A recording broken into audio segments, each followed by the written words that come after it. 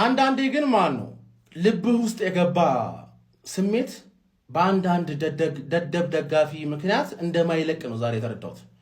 ምክንያቱም አጠገቤ የማንቼ ደጋፊ ነበረ፣ ሊቨርፑል ላይ እየቋጠረ ነበረ።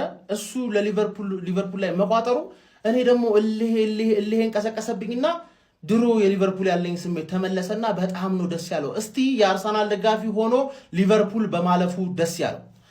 ሊቨርፑል 4-0 በዕለቱ አሸንፎ በድምር ውጤት 4-1 በማሸነፍ የሚቀጥለው ዙርን ተቀላቅሏል። ፒኤስጂን ይገጥማል። ፒኤስጂ ይለጥፍሻል ምናምን እያልሽ ልትዝችበት የምትሞክሪ ደጋፊ ሊቨርፑል እንደውም ቀላላል ቡድኖች ነው የሚያስቸግሩት፣ ከባባድ ቡድኖች ጋር ውጤት ማምጣት ይችላል፣ በተለይ ቻምፒየንስ ሊግ ላይ ስለዛ ፒኤስጂ እንዳትንቂው አባቴ፣ ሊቨርፑል እንዳትንቂው፣ ያስቀይምሻል፣ ያለፈው ዓመቱን ይበቀልሻል ባይ ነኝ። ሁጎ ቀላል ኳስ አላገባም ኢኪቲኬ ዛሬ ለመጀመሪያ ጊዜ በህይወቱ ቀላል ኳስ አገባማ። ብዙ ቀላል ኳሶች ካበላሸ በኋላ የቡድኑ ዋና ጀርባ አጥንት ሶቦዝ ላይ በረከው ሳላህ 10 ኳስ ማግባት እያለበት አንድ ጽድት ያለች ድሮነቱን የሚያስታውሰን ጎል አገባ። ኖርምዬ ተቀይሮ ሲወጣ አለቃቀሰ።